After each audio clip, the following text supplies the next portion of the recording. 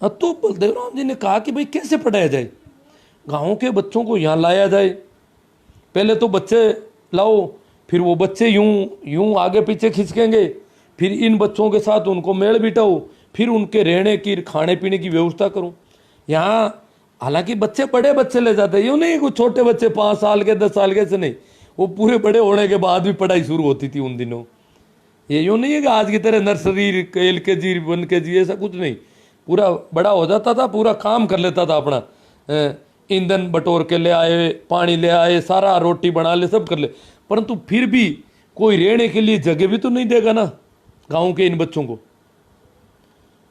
शहरों में मकान भी मान लो कोई छोटी कोठरी टाइप का कोई हो, तो वहाँ भी गांव के बच्चे को कौन रखे, ये बड़ी यूं अलग ढंग से देखा जाता था। इतना जीवन स्तर का एक अंतर था। तो बलदेव राम जी ने कहा कि बच्चों को पढ़ाना है, बड़ी उनकी तमन्ना थी। और अब क्या है, बलदेव राम जी के पास एक बहुत बड़ी जिम्मेवारी आती है उन दिनों कि डाकुओं का उन्मूलन करना है। डाकू बहुत परेशान कर रहे थे मारवाड़ में जनता को, आम जनता को परेशान करते थे।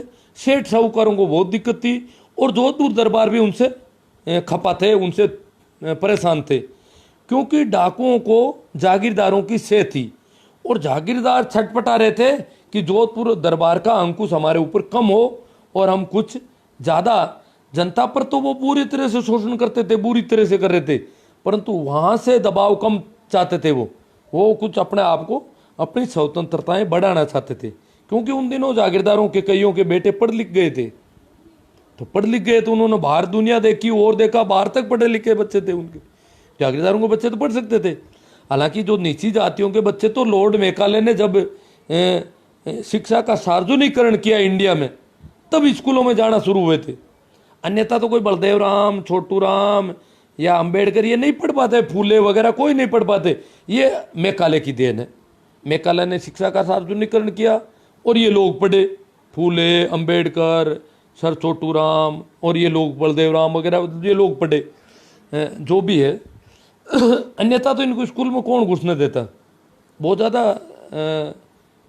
छुआछूत मना थी एजुकेशन की। हमारे शास्त्रों में सभी को शिक्षा देने का कोई अधिकार नहीं था। ये तो मेकाले ने कहा कि सभी पढ़ो, कोई भी पढ़ सकता है, जाति के आधार पर स्कूल में आने से वंचित नहीं किया जाता। उससे पहले जाति और लिंग के आधार पर स्कूल में नहीं आ सकता था। तो ये तो हुई। अब बलदेव राम जी ने कहा बच्चे को तो अपन स्कूल में तो डालने में कोई दिक्कत नहीं थी, बच्चा क्यों, वो खुद पढ़े थे, उससे पहले भी पढ़ने शुरू हो गए थे। बलदेव राम जी के पिताजी भी पढ़े थे, वो तो कोई दिक्कत नहीं थी। परंतु स्कूल के बच्चों का अलग वातावरण था और ये गांव से जो बच्चा लाए वो अलग था। उसको उनके साथ एडजस्ट करना, वो छोटे छोटे बच्चे नहाए धोए थोड़े ठीक होते, आज जैसे तो वो भी नहीं थे। आज जैसे गांव डाणी के बच्चे हैं उनसे तो वो भी कम थे, परंतु हम तो खाना बदोशों से भी गई गुजरी हालत में थे। तो यहाँ से बलदेव राम जी गाँव से लोगों को कहते बच्चा दे दो मुझे, तो मुझे आप बच्चा सौंपो। गाँव में मीटिंग लेते, जागीरदारों के जुल्मों की बात करते और सारी करते, परंतु वो कहते एक बच्चा मुझे दे दो आप गांव में से कोई।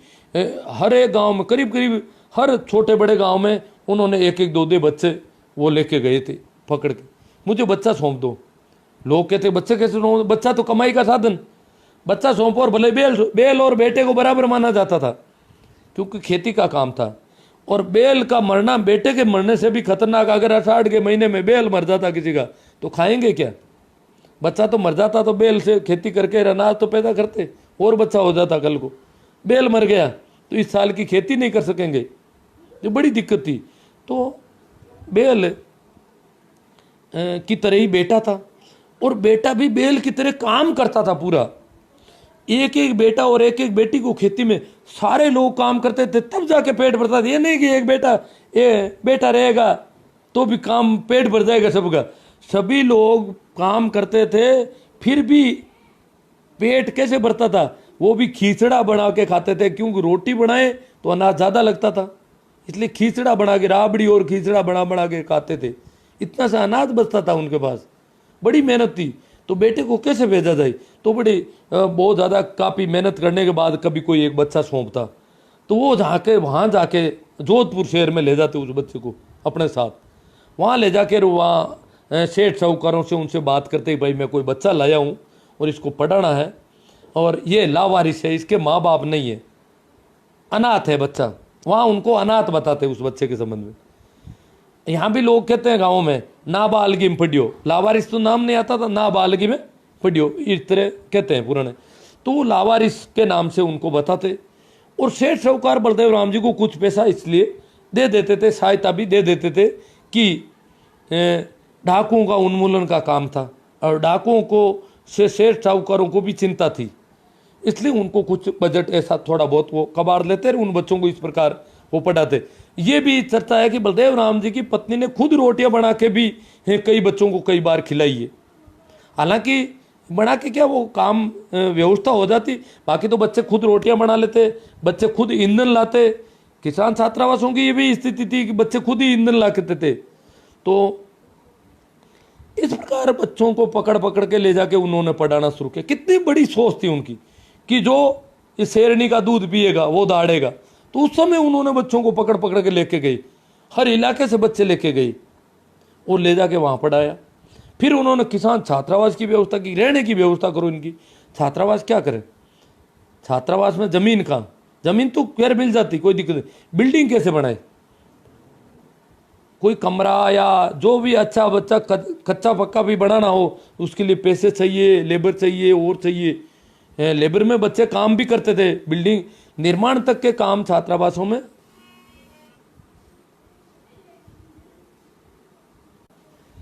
उन दिनों निर्माण के काम में भी बच्चे योगदान करते थे छात्रावास में रहने वाले। तो फिर उन्होंने देखा कि फोन आ रहा है बार बार, हाँ बलदेव राम जी ने इधर उधर पता किया तो बोले कि बच्चों की बोर्डिंग वाली बात तो बाद में आई। उन्होंने पहले तो ये देखा गाँवों में जो शहरों में जो साधु रहते थे, जो साधु लोग रहते थे, राम राम माला पहनते थे, उनके जो स्थान थे वहाँ भी कोई ज़्यादा छप्पर वप्पर नहीं थे, परंतु उनके पास पानी का होद या ऐसी कोई व्यवस्था छोटी मोटी होती थी। तो उन साधुओं को कहा, नागौर में भी जो किसान छात्रावास वो साधु की बगीची थी, जोधपुर में भी रामगढ़ी छात्रावास है जो लोग जानते हैं, ऊपर पहाड़ी पर साधु का स्थान था और बगीची थी वो साधुओं का स्थान था पूरा ही।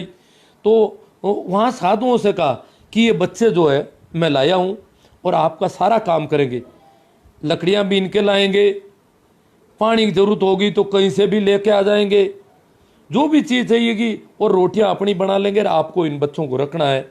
और साधु महाराज आटे प्रबंध, रोटी प्रबंध, ये सारा बलदेव राम जी को करना पड़ता था, क्योंकि गांव में उन बच्चों के घर वालों के पास पैसे इतने नहीं थे कि वो कुछ दे सके। तो इस प्रकार उन्होंने किसान छात्रावासों की शुरुआत साधुओं की बगीचों से शुरू हुई।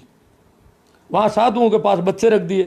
तो रामगढ़ी के साधु थे, उनके भी हो सकता है सींचे वगैरह नहीं थे, उन्होंने फिर वो जमीन हॉस्टल के लिए छोड़ दी, वो ज़मीन, वो बिल्डिंग वगैरह सारी।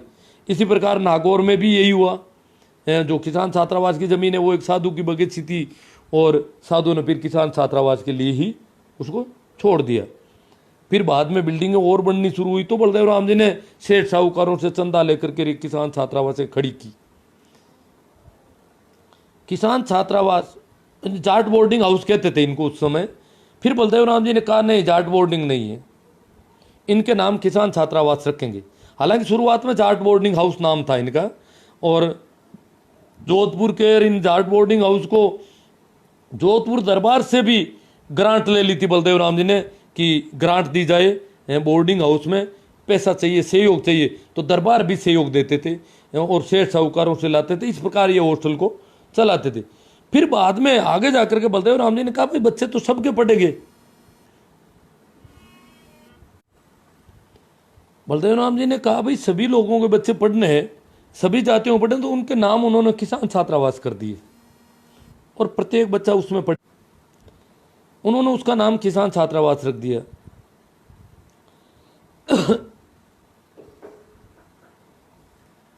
तो ये अरे फोन नहीं करना मना बार, हाँ, तो उन्होंने उसका नाम जो है किसान छात्रावास नाम बदल दिया। फोन आ रहा था बार बार, उनको मना कर दिया, अब ठीक है। हाँ, तो सभी जातियों के बच्चे पढ़ेंगे ये बात हुई। बाद में किसान छात्रावास में धीरे धीरे उन्होंने कहा प्रत्येक गांव का वो बच्चा जिसके पास शहर में रहने की जगह नहीं है, उसकी जाति चाहे कोई भी हो, वो किसान छात्रावास में पढ़ेगा। और कस्बे कस्बे में देखो, इनके साथ एक अकेले बलदेव राम जी नहीं थे, रामदान जी डुकिया बाड़मेर में अलग जगह बड़ी विषम परिस्थितियों में पड़े थे। रामदान जी डुकिया कहते वो गैंगमैन का काम करते, रेत खोदते थे, दिन पर अनपढ़ थे, रेत खोदते खोदते भी लोगों को पूछ पूछ करके पड़ गए। और उन्होंने शिक्षा की अलग जगह बाड़मेर के उस रेतीले धोरों के बीच में। उन्होंने नागौर में मूलचंद जी आ रहे थे, यहाँ का डाका काम करते थे, ऊँट रखते थे पास में। उन्होंने नागौर की किसान छात्रावास और यहाँ एजुकेशन के लिए बहुत मेहनत की। ऐसे बहुत सारे लोग थे, और लोग थे इनके, दारा सिंह जी, मास्टर दारा सिंह जी है, बाबू गुल्ला राम जी रतकुड़िया है, ये लोग बलदेव राम जी की एक तरह टीम थी। परंतु जागीरदारों के सामने संघर्ष करना ये बलदेव राम जी का ही काम था। वो दरबार के बड़े अधिकारी थे और दरबार में अच्छी पहुंच थी, जोधपुर राजघराने से अच्छे संबंध थे। तो अगर छात्रावासों की देखा जाए, हम जब पढ़ते थे उस समय भी छात्रावासों में जब हमें नागौर की किसान छात्रावास में जब रसोई के अलावा कुछ खाने पीने की कभी होती तो हमें लकड़ी के कोयले इकट्ठे करने पड़ते, फिर उस सिगड़ी में कोयले डाल के वो कोयले की सिगड़ी भी किराए लाते और फिर उसमें थोड़ा वो हमारे मीठा वगैरह कभी कभी बनाते थे, जिसका हम करते थे। तो यही परिस्थितियाँ थी। पानी भी किसान छात्रावास नागौर वाली में पानी की बहुत प्रॉब्लम थी, कुएं का पानी बहुत खारा था, सप्लाई बहुत कम, तो इधर उधर से लाते थे। और शौचालय वगैरह ये तो आप समझते हो। हाँ, ईंधन के लिए लकड़ियाँ सारी किसान छात्रावास की खरीद के आती थी और वो लकड़ियों से ईंधन चलता था। उससे पहले तो ईंधन भी बच्चे बटोर के लाते थे। तो परिस्थितियाँ लगभग ऐसी थी। तो अपन हमारे से पहले तो देखा जाए तो परिस्थितियाँ बहुत अलग थी।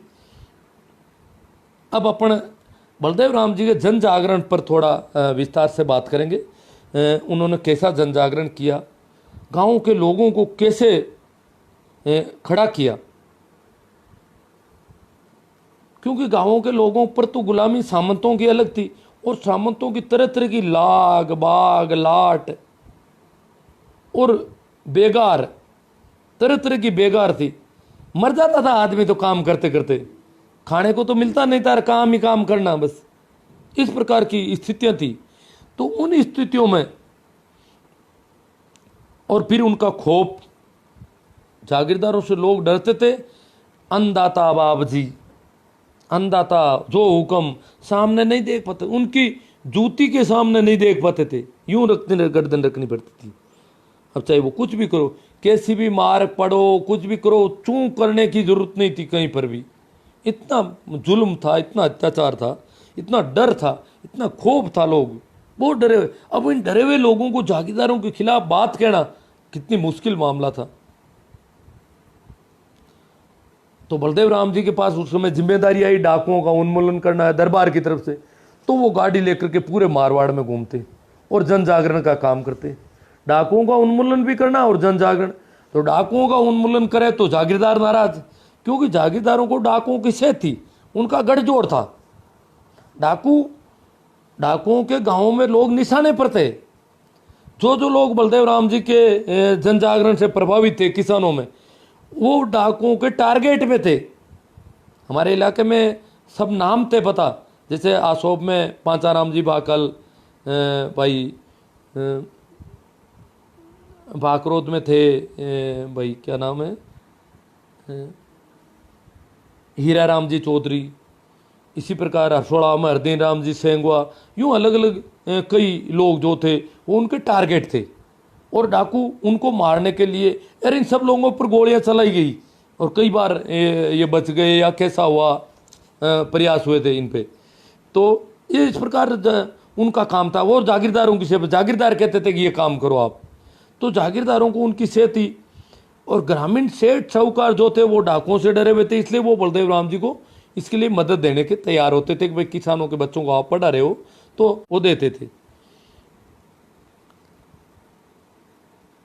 अब क्या होता है, 22 जून 1941 को सबसे पहले जाट बोर्डिंग हाउस में किसानों के लिए किसान नेताओं की एक बैठक आयोजित की।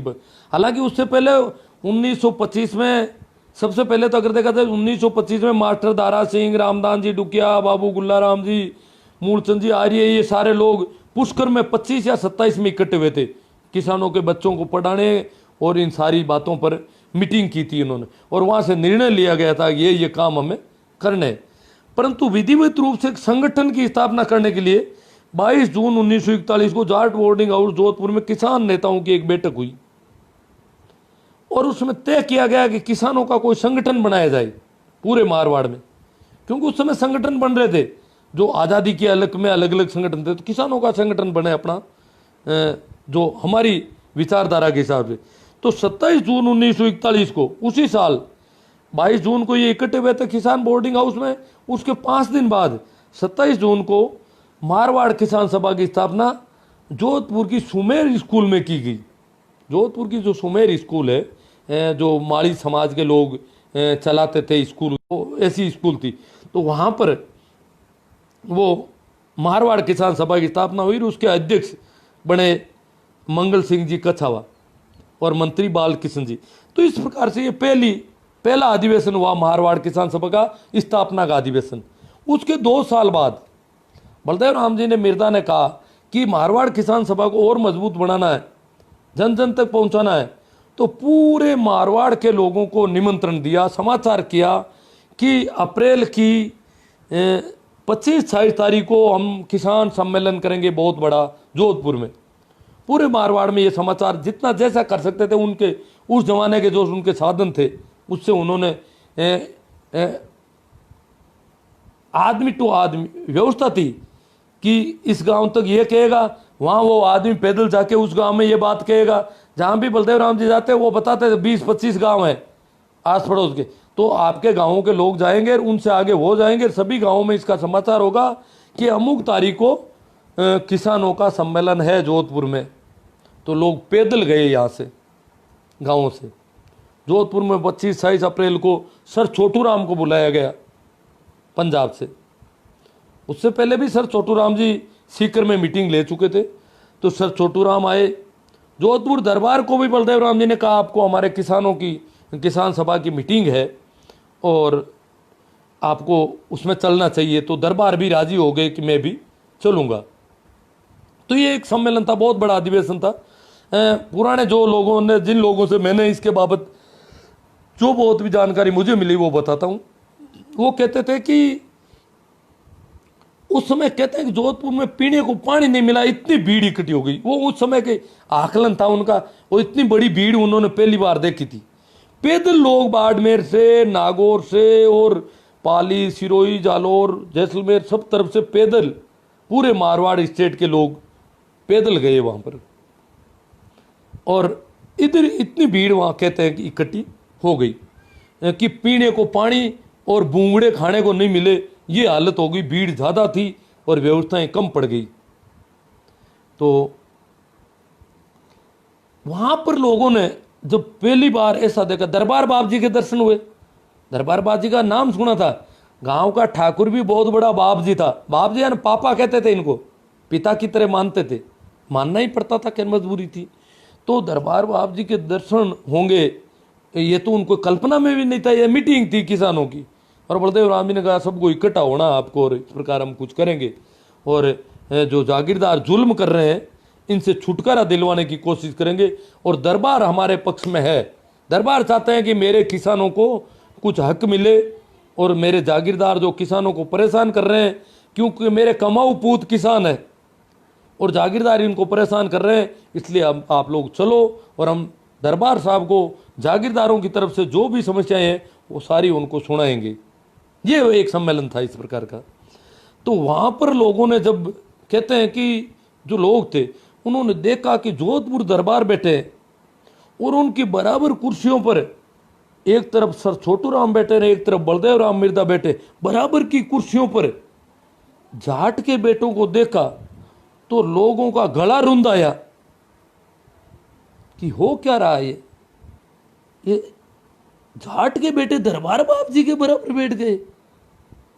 समझ के बाहर थी सारी बात, सोच ही नहीं सकते थे, कल्पना के बाहर थी सारी बात। तो वो देखा तो लोगों की यूं विचार व्यक्त करने की जगह नहीं रही, इस प्रकार का उनकी मानसिक स्थिति हो गई, इस प्रकार का भावात्मक असर पड़ा उन पे, और वो देखते रह गए। तब लोगों को पता चला कि बलदेव राम तो कोई अवतार है। उसके बाद बलदेव राम जी को अवतार ही कहते थे। बलदेव राम जी को किसानों में, गांवों में अवतार ही कहते थे लोग, कि वो तो अवतार थे, अवतारी अवतार थे बलदेव राम जी तो। और सर छोटू राम बोले वहां पर, बलदेव राम जी ने कहा जागीरदारों की जो परेशानियां, जागीरदार जो किसानों को परेशान करते थे, वो सारी बातें वहां मीटिंग में दरबार के सामने हुई सारी। और दरबार से एक मांग किसानों की तरफ से रखी गई कि आप जो है सेटलमेंट कराओ, भूमि बंदोबस्त कराओ पूरे मारवाड़ का, जमीन का एक माप होना चाहिए और भूमि बंदोबस्त हो। तो दरबार ने उसकी हाँ भर दी कि करवाया जाएगा। तो सेटलमेंट की हाँ हो गई, भूमि बंदोबस्त हो गया, तय हो गई, ये दरबार की तरफ से मांग मान ली गई। और किसानों का वो सम्मेलन एक तरह से बहुत सफल आयोजन हुआ।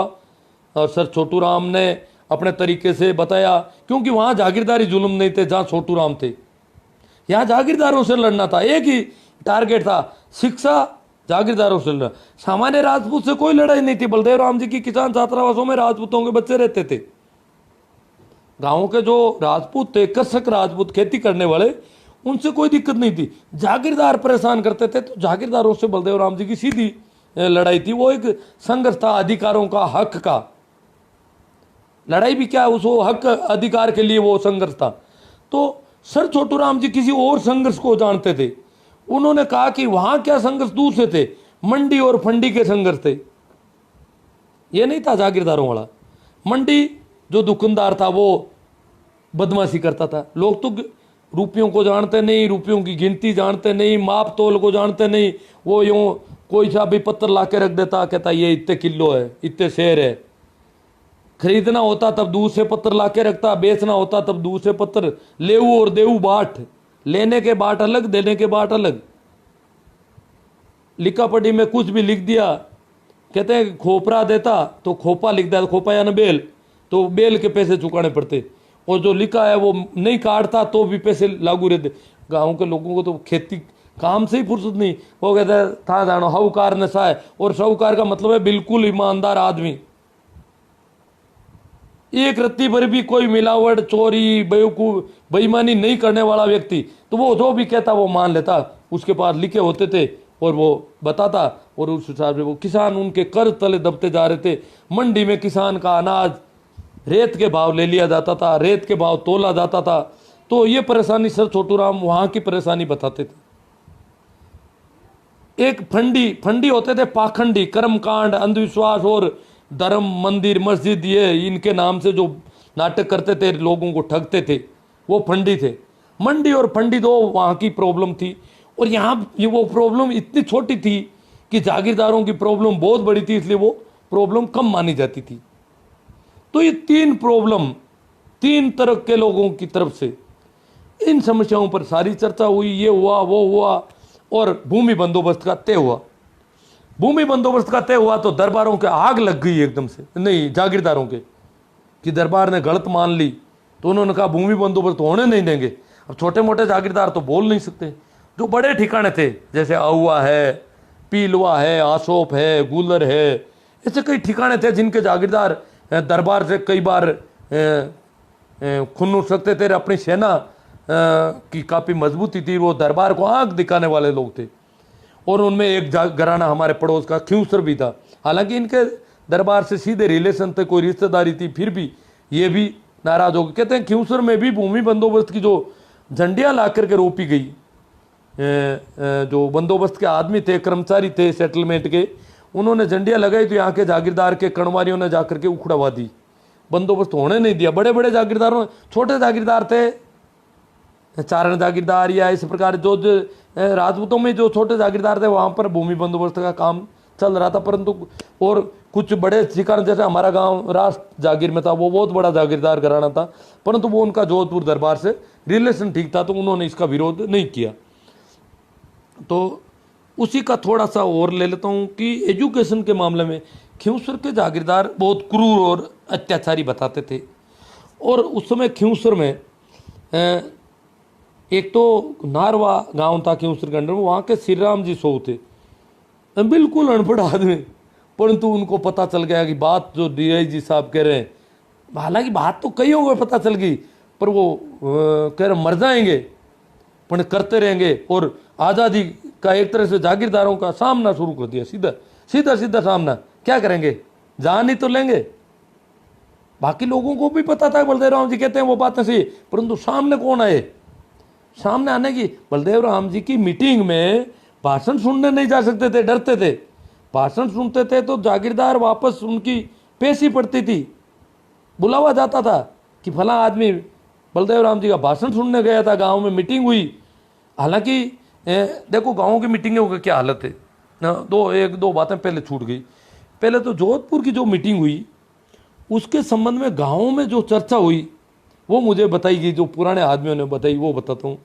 कहते हैं कि गाँव में लोगों को जोधपुर की मीटिंग की समाचार चाहिए थे, तो कहते थे फला गांव में कोई गया है तो उस गांव में जाते, वहाँ से कहते आपके गांव में कहते हैं कोई जोधपुर गया मीटिंग में, क्या वहाँ गया तो उस आदमी से मिलते, उससे कहते कि आप जोधपुर में गए, क्या हुआ मीटिंग में, क्या बात हुई। ये भी जो उनके पास जाते थे वो भी जागरूक से जागरूक आदमी, सामान्य जन की तो कोई स्थिति नहीं, तो वो आदमी उनको जो मीटिंग के बारे में बताता तो उसका गला रुंध जाता कि दरबार बाब जी के बराबर जाट बैठे थे, बराबर की कुर्सियों पर बैठे थे, और ये बातें हुई थी। जो बातें हुई उस बातों को कहते कहते कहते उनका आंखों में आंसू आने लग जाते थे। इस प्रकार की वो एक खुशी का भाव था, खुशी में भी आंखों में आंसू आने लग जाते हैं। तो एक तो बहुत है। दूसरा, अब बलदेव राम जी जब मीटिंग करने गांव में आते, गांव में समाचार होता पहले, तो गांव वाले कहते कि बलदेव राम जी आएंगे, तो गांव वाले ध्यान रखते हैं कि ठाकुर के गढ़ में क्या हो रहा है। उनको पता है कि ठाकुर के गढ़ में भी पता चल जाता कि बलदेव राम जी आ रहे हैं, तो वो क्या करते थे, कुछ जंग लगी तलवारें और कुछ बंदूकें यूं लाके, बंदूक क्या कोई किसी प्रकार का खिल्ला लोह का पाइप खड़ा कर देते, गांव वाले सोते बंदूक है, तो वो इस प्रकार के वो उनके पास जो थे वो ला करके खड़े होते, कुछ सापे बांध करके यूं अमल लेकर के, अफीम लेकर के, और खेकारे करते बड़े बड़े। तो गांव वाले डर जाते कि बलदेव राम जी को मार देंगे ये लोग। तो गांव वाले चोरी छुपे जाते, इस गांव से आएंगे, पैदल ही भागते उनके सामने और जाकर कहते बाप जी हमारे गांव में मत चलो। बलदेव राम जी ने क्या बात है कि नहीं आपने मार दे, आप मरिया बस माँ के अंदर हो जी, आप अगर मर गए तो फिर तो हमारे कुछ रहेगा ही नहीं, और गांव में हमारे इस प्रकार तैयारी हो गई है, वो सारे इकट्ठे हो गए हैं और मार देंगे आपको। फिर भी बलदेव राम जी नहीं रुकते, वो सामने ही जाते। हालांकि बलदेव राम जी के पास भी बंदूक होती थी, और बंदूक भी उनकी थी स्पेशल थी, वो ऐसी बंदूकें उनके पास थी नहीं, और वो डरते भी नहीं थे। तो वो सारे खेकारे करने वाले भी बलदेव राम जी आ जाते तो अंदर घुस के बैठ जाते थे, चू ही नहीं करते थे। कहते हैं कि गांव में कोई बलदेव राम जी के दरी बिछाने की व्यवस्था बहुत कम गांवों में, कोई खालसा गांवों में होती थी, दरी नहीं बिछाते थे। पानी पिलाने की व्यवस्था नहीं करते थे। गांव में से कोई चरी में पानी ले जा करके भाई बलदेव राम जी को पिला दूं तो ठाकुर के पास पैसी पड़ेगी, तो लेने के देने पड़ जाएंगे किस आदमी ने बलदेव राम जी की मीटिंग में पानी पिलाया। मीटिंग को सुनने आते थे, वो भी कहते हैं उनके सामने मुंह नहीं रखते थे, इधर दूर से जैसे कोई दूसरा काम कर रहे हैं, और इस प्रकार उनकी बातें सुनना चाहते थे कि वो कहते क्या है, उनकी बातें सुननी है, उस प्रकार काम करना है, इस प्रकार वो बातें सुनना चाहते थे। तो ऐसी मीटिंगें होती थी, बाद में बुलाते थे ठाकुर और परेशान करते थे लोगों को। ये इस प्रकार का सा माहौल था। फिर बलदेव राम जी ने मृत्यु भोज का भी कहते, बच्चे पढ़ाने का कहते, किसान छात्राओं से भी शुरू हो गई थी उस समय तक, वहाँ बच्चों को भेजने का कहते, सारे वो उनकी तरफ से, और मृत्यु भोज बंद करो। दूसरे जो काम कहते, मेरे दादाजी मुझे बताया करते थे, वो कहते थे बलदेव राम जी कहते थे हर काम अपने हाथ से करो, जैसे कटिंग करनी है तो खुद की कटिंग खुद कर लो, जो भी काम करना है अपने हाथ से करो, और इस प्रकार ये बंदे बंदे धंधे सभी छोड़ दो। जो कोई कहता मैं खाती हूँ, कोई नहीं, काम प्रत्येक तरह का काम प्रत्येक व्यक्ति को करना है, बंदे बंदे धंधे नहीं। और ये जो परंपरागत धंधे है ये घाटे के घरे, नए धंधों की तलाश करनी है, ये धंधा छोड़ना पड़ेगा तुम्हें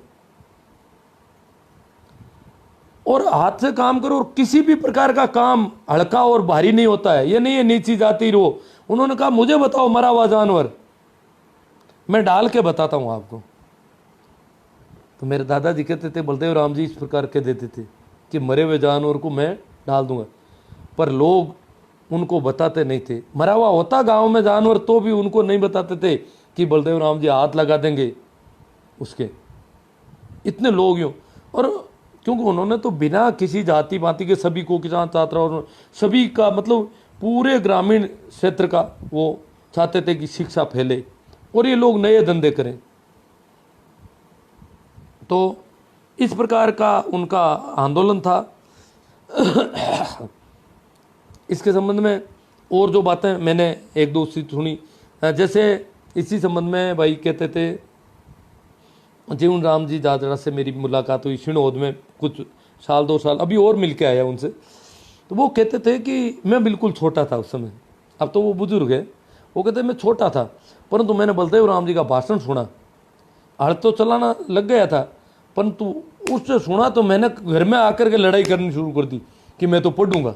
और रोज घर से अपने बाप से, बाप के पढ़ी जरा खाएगा ही, तू पढ़ेगा, तू सबसे बड़ा है, हड़ चलाने लायक हुआ है, तू पढ़ेगा तो खाएंगे क्या, तू कहीं खाए पढ़ी जर। अब उनके धुन हो गई, बलदेव राम जी ने कहा, और वो रोज घर वालों से करते मैं पढ़ूंगा, तू खाएगा ही पढ़ी जरा। क्योंकि सभी काम करते थे, सबका पेट भरता था। एक भी आदमी काम, औरत बच्चे बच्चियां सभी लोग काम करते थे, तब जाके सबका पेट भरता था, अन्यथा तो पेट भरने का प्रश्न नहीं था। इतना शोषण था बुरी तरह से, जागीरदार का शोषण, मंडी फंडी का शोषण, चारों ओर से शोषण था। तो इस शोषण के बीच में सभी लोगों को काम करना पड़ेगा। तो वो कहते थे, फिर उन्होंने, मैंने कहा और क्या सुना आपने बलदेव, कि बलदेव राम जी ने एक बात गलत कह दी। क्या? कि बलदेव राम जी ने कहा कि मेघवाल थोड़े दूर बैठे थे, मीटिंग के पास में नहीं थे। तो बलदेव राम जी ने कहा वो वहाँ क्यों बैठे हो, क्या बात है? कि जरा गाँव वालों ने कहा कि ये तो मेघवाल है, आ जाओ आप मेघवाल हो तो क्या फर्क पड़ता है। फिर वो आए नहीं डर के मारे, क्यों आज मैं बैठा हूँ, आज आप मंदिर में घुस सकते हो, सब बराबर है। ये बात बलदेव राम जी ने कही तो वो जीवन राम जी को भी ठीक नहीं लगी। उन्होंने कहा ये बात तो उन्होंने गलत कही। तो मैंने कहा फिर मेघवाल आए, कि मेघवाल तो थोड़ी सी जगह छोड़ी उन्होंने, थोड़ा बहुत तो आगे पीछे हुए, परंतु ज़्यादा इधर नहीं आए। और मंदिर में वो गांव वालों की आंखें देख ली उन्होंने। मैंने कहा तो यहाँ तो मेघवाल काफ़ी संख्या में है। तो वो कहने नहीं, इतनी हिम्मत उस समय मेघवालों की नहीं हुई। और गांव वालों ने कह भी दिया कुछ एक ने तो धीरे धीरे कि ये तो अभी चले जाएंगे, बाद में गांव में रहना है। तो इस प्रकार मतलब इतना उनका वो था कि बिना किसी भेदभाव के इस प्रकार लोग रहे। मुझे बीच में भटक रहा हूँ, थोड़ा थोड़ा इधर उधर हो गया। खियूसर वाली जो घटना था उसको थोड़ी वापस कह देता हूँ। खियूसर में उन लोगों को बहुत, श्री राम जी सो को बहुत प्रताड़ित किया, बहुत दुख दिया गया। इसी प्रकार खियूजी लकारा थे, खियूसर के लकारा जाति से थे, वो भी खेती करते थे। लकारा सारी जातियाँ खेती करती थी, लाख में कोई कमाई नहीं थी इतनी, तो लकारा थे। तो खियूजी लकारा को वो भी श्री राम जी की तरह दबंग थे बड़े। और खियूसर गांव में ठाकुर के सामने बोलने की हिम्मत रखते थे। तो ठाकुर करे क्या, गांव में ये तो बेइज्जती होती है कि ठाकुर साहब के सामने बोल रहा है, जबान लड़ा रहा है, सामने देखना भी खराब होता है, बोल रहा है। तो कहते हैं कि खियूजी लखारा को खाट में डाल करके, बांध करके, खाट के दोनों ओर पैर बांध के आखला के धोरों में डलवा दिया गया। और श्री राम जी सो को खियूसर की किले की जेल में डाल दिया गया। वहां से श्री राम जी सो कैसे भी करके निकल गए, दीवार फांद के कैसे करके निकले वो। और उनको बहुत, खियूजी को भी बहुत यातना दी, उनको तो दी, तो जैसे तैसे उनको वहां से निकलवाया खियूजी लकारा को। वो कैसे खोले, कैसा हुआ। फिर उन्होंने, खियूजी और श्री राम जी गए जोधपुर बलदेव राम जी के पास और कहा कि इस प्रकार हमें परेशान करते हैं। तो उन समय दरबार का न्यायालय था, अंग्रेजों का अलग न्यायालय था। तो वहाँ मुकदमा हुआ उन पर। बलदेव राम जी उनको कह रखा था इन लोगों को कि आपको कहीं भी जागीरदार परेशान करता है, गाँवों में जाके कहते थे अगर जागीरदार आपको इस प्रकार के लाग बाग और परेशान करता है तो आप मुझे बताओ, इस जागीरदार को जेल में डाल दूंगा मैं। ये बात कहते थे, इतनी हिम्मत थी उनकी। तो खियूसर ठिकाने के खिलाफ उन लोगों ने मुकदमा कर दिया। कहते हैं कि खियूसर ठाकुर को जेल हो जाती उस मुकदमे में, क्यों? उनके पास कोई नहीं था। अत्याचार तो उन्होंने किया था, जुल्म किया था, ये बड़ी मजबूती से अपना पेश कर रहे थे। बलदेव राम जी उनके साथ थे। और कहते हैं कि गांव वाले अभी भी नारवाग लोग श्री राम जी सो जो है पैदल जाते थे, अपनी रात को ही रोटियां बांध करके जोधपुर पहुंचना है, और खियूजीर ये लोग पैदल जाते थे, पेशी होती थी। तो उधर खियूसर ठाकुर साहब की जीप एक बार कहते हैं श्री राम जी के पास से निकली, क्यों श्री राम जी तो पहले दिन रात को निकलते थे तो जोधपुर के नज़दीक पहुंच गए थे, और ये तो जीप से आए थे, तो ये तो ये कच्चे रास्ते ही थे। तो कहते हैं कि ठाकुर ने अपनी जीप रोक करके श्री राम जी सो को कहा कि श्री राम केस है तो है, मुकदमा है तो है, बैठ जा गाड़ी में। श्री राम ने कहा कि श्री राम हिंदी बोलते थे, गांव वाले कहते पढ़े लिखे नहीं थे, फिर भी हिंदी की कोशिश करते थे। श्री राम पीछे नहीं बैठता, बैठूं तो आगे बैठूं बराबर की सीट पे, और नहीं तो जाओ। अब बराबर तो दरबार ठाकुर कैसे बिठाए, और श्री राम जी नहीं बैठते उस गाड़ी में। एक बार रोकी थी, मतलब श्री राम नहीं बैठे उस गाड़ी में। और इस प्रकार इन परिस्थितियों में उन लोगों ने मुकदमा लड़ा, और मुकदमा वो जीतने के करीब थे। कहते हैं कि ताड़ावास के एक खाती को खियूसर ठाकुर ने पटा लिया अपने पक्ष में गवाह बदलवाने के लिए, अन्यथा वो केस में जेल हो जाती उनको। और खाती को कहते हैं एक रात में एक पोल और 2 कमरे और इस प्रकार एक गड्ढे टाइप का, जैसे ठाकरों की पोल होती थी वैसी पोल बना दी एक रात में। ताड़ावास में कहते हैं एक रात में बनाएगी वो, वहाँ झूठी गवाही बदलने के लिए, और उसकी वजह से उनकी जेल बची। वैसे मुझे बताया कि एक मोड़ी के खाती थे, उनको बलदेव राम जी ने कहा कि आज़ादी के बाद कहा कि आज़ाद हो गए, इन ठाकुरों की ज़मीन नहीं है, अब तुम अपनी खेती करो, और खेत में जो अनाज होता है अपने घर ले जाओ, जितनी खेती चाहो करो, और अनाज जितना भी होता है घर ले जाओ, किसी को देने की जरूरत नहीं है, देश आज़ाद हो गया, जागीरदारी समाप्त हो गई, जागीरदारों का राज नहीं रहा, दरबार का भी राज नहीं रहा, इसलिए आप तो अनाज जो है घरों में ले जाओ। पर लोग तो डरते थे, मतलब आज़ाद होने के कई वर्षों बाद तक कई गांवों में अनाज ठाकुर के लोग ले लेते थे। तो कहते हैं कि वो बलदेव राम जी ने एक कागज़ दे दिया किसी को कि ये मैं लिख के देता हूँ, आप अनाज ले जाए। वो कागज़ में क्या था, वो कोई पैम्पलेट टाइप का था। तो वो कहते हैं कि एक खाती के पास वो कागज़ था, और मोड़ी गांव के लाटे वो कणवारिया खड़े थे, लोग खेतों से जोत के आए अनाज से भर कर के गाड़ियाँ, और डर था कि ठाकुर के गढ़ के सामने से तो निकल नहीं सकेंगे, दूर से रास्ते से निकल करके वो गांव में घुसना चाहते थे। ठाकुर के आदमियों ने घोड़ियाँ लेकर के वहाँ आ गई। बोले कहाँ जा रहे हो? कैसा आप करने यहाँ वहाँ? तो फिर अनाज ले जाओ पहले कोर्ट में। अरे पूरा अनाज बिना लाटे कैसे ले आ गए? तो वो कहते वहाँ एक खाती ने एक कागज़ दिखाया उनको कि वो बलदेव राम जी दियो कागज़ लिखिड़ो। तो कणवारी डर गए, वो भी अनपढ़ थे, खाती भी जानता नहीं था कागज़ में क्या लिखा है, वो भी डर गए, और वो भाग खड़े हुए, और वो सारा अनाज गांव में चला गया। ऐसी भी कहानी मुझे किसी ने बताई कि वो खाती ने ऐसा कागज़ दिखाया, और कागज़ से वो डर गए कि बलदेव राम जी का कागज़ है। उनको भी पता था कि देश तो आज़ाद हो गया है, तो हम तो यूं ही दादागिरी से कर रहे हैं सारा काम। तो ये इस प्रकार के मामले थे। वो उन्होंने मुझे बताया एक दो बातें, और मेरे पिताजी भी दादाजी भी कहते थे बलदेव राम जी, वो मोड़ी वाले जो मांगीलाल जी कह रहे थे, वो उनके कहने की ढंगा लगता। उन्होंने अभी थोड़े दिनों पहले उन्होंने कहा कि बलदेव राम जी ने कहा कि खेती करना छोड़ना पड़ेगा आपको, दूसरे धंधे पकड़ोगे तब प्रोग्रेस होगी, विकास तब होगा जब प्रत्येक व्यक्ति पढ़ेगा और खेती का काम छोड़ोगे तो आप आगे बढ़ोगे, नहीं तो आगे लोग कहते देखो मत तो खराब हुई डी साहब को, खेती को काम कर छोड़ जन आगे की कर बदा, खेती छोड़ दे भूखा मारा मर जा। और बलदेव राम जी ने कहा खेती मशीनों से खेती होगी, कि को माँ तो खराब हुई को खेती कोई मशीन ना हुए। हाँ ठीक है, जीप तो कांटा था हुई के बाद जीप तो मैं देख था, तब तक तो ट्रैक्टर क्यों खेती मशीनों से होगी। तो लोग कहते हैं ये तो ऐसी ही बात।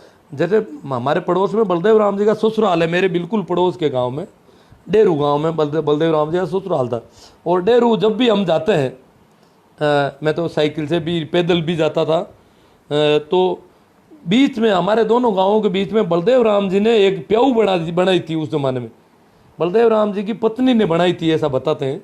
वो पत्थर की प्याऊ बनी हुई है, बाद में उसका शायद रिनोवेशन करवा दिया होगा। वो वहाँ पर 4 गाँवों के रास्ते आते हैं और चारों ही गांव 5-5, 6-6 किलोमीटर दूर है वहाँ से। तो वहाँ पर वो तब हमें याद आता है ये बलदेव राम जी, क्योंकि बलदेव राम जी का डेरू में ससुराल था। तो डेरू के लोगों से मैंने पूछा कि बलदेव राम जी आपके गांव में आते थे तो क्या कहते थे, क्योंकि बलदेव राम जी का ससुराल था वहाँ पर। जो माडी बाई है वो डेरू की रहने वाली थी। तो बोले कि हमारे तो क्या है कि बूढ़ियों को, बूढ़ा आदमी है उनको बात कहते थे थोड़ी बहुत, पर वो लोग जो है। मैंने कहा भाई आपका गांव मौसर में सबसे आगे चल रहा मृत्यु भोज में, जबकि बलदेव राम जी इसके खिलाफ थे। कि वो बलदेव राम जी तो कहते थे पर लोग बलदेव राम जी की ये बात तो मानते नहीं, दूसरी बातें भी ज़्यादा नहीं मानते थे कि बलदेव राम जी यूँ ही करे। बलदेव राम जी कहते थे मशीनों से खेती होगी, ये होगा वो होगा, बच्चों को पढ़ाना पड़ेगा, अनपढ़ की कदर नहीं रहेगी, बिल्कुल सब बच्चे पढ़ेंगे, लड़कियां भी पढ़ेगी, ऐसे कहते थे। तो लोगों को ये होता लड़कियां भी पढ़ेगी, वो तो लड़कियों को पढ़ने का जब वो कहते थे लोग होते इस बार भैंस पढ़ेगी क्या, मतलब लड़कियों को तो बकरियों के भैंसों के बराबर समझते थे। वो लड़की कैसे पढ़ लगी, मतलब लोगों को समझ में नहीं आती ये बातें। इस प्रकार की बहुत प्रोग्रेसिव बातें वो कहते, और उनमें वो कहते थे ये और सब बातें तो उनकी हो गई जैसा उन्होंने कहा, ज़्यादा ही हो गई। पर एक बात वो उन्होंने कहा कि ये ज़मीन आपके पास ज़मीन नहीं रहेगी, वो नहीं हुई अभी, वो अभी होनी है। भूमि अधिग्रहण वाले आ गए हैं, व्यापारी शिकंजा कस रहे हैं देश की सत्ता पर, और धीरे धीरे वो ज़मीन निकल जाएगी हाथों से किसानों के। वो एक काम बाकी है, वो बता रहे थे, मांगीलाल जी कह रहे थे और तो बलदेव राम जी की सब बातें सही हुई कि पे क्यों जमी थांगन कौन रे वेली, थांगन जमी छोड़े लगन लोग। मारवाड़ी में अच्छा लगता, पर हो सकता है कुछ लोगों को समझ में कम आए। तो ये कुछ बातें हो सकता है मेरी छूट गई हो, कुछ हो गई हो, जितनी करना चाहता था काफ़ी बातें हो गई है शायद। अच्छा यही रहेगा, क्योंकि एक फ़ोन बार बार आ रहा है, अच्छा यही रहेगा कि अब मैं आपके प्रश्नों को, आपके जो कमेंट आए उन पे चर्चा करूं, क्योंकि शायद लाइव सेशन काफ़ी लंबा चल पड़ा है। मारवाड़ी का काफ़ी लोग कहते हैं आपको हिंदी समझ में आ रही, तो मैं सोच रहा हूँ चलने दो यही। कुछ ऐसे लोग हैं जो कहते हैं कि मारवाड़ी हमारे समझ में नहीं आ रही है, ये दिक्कत हो जाती है कई बार। अब मैं कमेंट ही लेना शुरू कर रहा हूँ आपके सीधे से, आराम से बैठ जाऊँ। तो एक तो सबसे बहुत ज़्यादा लोग आ रहे हैं और बहुत ज़्यादा लोगों ने इसमें सहयोग दिया है। ज़्यादा से ज़्यादा मेरे हिसाब से आप शेयर भी करेंगे, वो सारा करेंगे। और जो मेरा फेसबुक पेज तो अब अभी मेरा ज़्यादा नहीं चल रहा है, मेरी यूट्यूब है चैनल है, उसको भी ज़्यादा से ज़्यादा लोग सब्सक्राइब करें और उसमें कमेंट वगैरह करें थोड़े, इससे हेल्प करने के लिए ये अब मुहिम आगे बढ़ाएं अपन। तो अब मैं कमेंट ले रहा हूँ आपके। बाड़मेर से चौधरी रामदयान जी, हाँ थे जी बाल गजेंद्र जी हटीला, सर आज की कहानी हमें बहुत ही रोचक लगी, बहुत बहुत धन्यवाद आपको, ऐसी ऐतिहासिक कहानियाँ सुनाया करें। गजेंद्र जी हटीले नागड़ी से है शायद, तो इन्होंने कहा कि बहुत बहुत धन्यवाद और अच्छी लगी कहानी, ऐसी ऐतिहासिक कहानियाँ। क्रांतिकारी लाइव है बलदेव जी कह रहे हैं। हाँ बातें हैं, वो देखो उन परिस्थितियों में वो लोग रहे थे। सराहनीय कदम राजू जी खदाव। तो हाँ भूरा राम जी कप्तान, तो भूरा राम जी एक तो कप्तान साहब थे बोड़वा गांव में नागौर में, पेड़ाद सिंह जी, पेड़ाद राम जी वो भूरा राम जी भाई थे, पर वो थोड़े उस समय के। आप किस गांव में कप्तान बता रहे हैं? गणपत जी डीडोना साइड में कहीं, अम्बापा डीडोना होंगे, पर वो कप्तान उन बद्री राम जी की उम्र के होंगे लगभग, उससे कम के होंगे। सेकेंड वर्ल्ड वार में काफ़ी लोग थे गाँव में, गाँव के, जो उस समय थोड़ी बहुत पढ़ाई करके नौकरी में चले गए थे।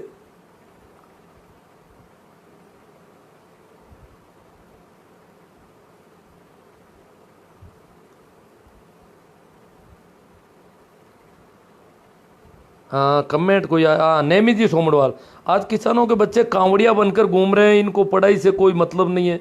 अजी हिंदू बनाने की बीमारी हो गई इनको, इन्होंने पता, वो ये सोच रहे हैं कि हम हिंदू हो गए हो तो हम अच्छे हो जाएंगे, और ये मुसलमानों के खिलाफ भड़काया गया, ईसाइयों के खिलाफ, मुसलमानों के खिलाफ, सिख और जैनों के बच्चों को भी इस प्रकार खराब कर रहे हैं। ये बड़ा जो हिंदुत्ववादी लोगों का इस देश में होना बहुत बड़ा दुर्भाग्य है। सन 77 में से पहले ओशो ने कह दिया था कि भारतीय राजनीति, भारत की सत्ता हिंदुत्ववादी लोगों के हाथों में जा रही है धीरे धीरे। ये बहुत बड़ा दुर्भाग्य होगा इस देश का। तो ये बच्चे कांवड़िए बन गए। ऐसे एजुकेशन संस्थान है, शारदा बाल जैसे गंदे स्कूल है जिन्होंने बहुत बच्चों को, गाँव के बच्चों को खराब किया है। बलदेव राम जी कहते हैं ज़्यादा से ज़्यादा शेयर करो योदय साथियों। बलदेव चौधरी, बलदेव जी कह रहे हैं किसान कमेरा वर्ग के क्रांतिकारी विचारक जिंदाबाद। ठीक मैं तो क्या जिंदाबाद है, वो तो मेरे कोई ज़्यादा काम नहीं आती, पर खैर इनके भाव है। देखो भाव हो जाता है, ये भाव भर गए। जो बातें सुनी, डाकू वाली बातचीत बीच में छूट गई। हाँ, डाकुओं ने जो किए थे उस पर थोड़ी और चर्चा कर लेते हैं अपना। चलो, अटिला जी कहते हैं तो डाकुओं ने, जैसे मेरे पांचाराम जी के पास साथ हमला, अशोक के पांचाराम जी भाकल थे, वो बलदेव राम जी की टीम के एक तरह से आदमी। टीम के तो क्या, टीम में तो गुल्ला राम जी वो लोग माने जाएंगे, रामदास जी वगैरह, परंतु गांव में रह करके जागीरदार से सामना करना, अशोक ठाकुर भी बहुत दबंग थे, और उनसे सामना करने की बात कर लेना ये छोटी बात नहीं थी।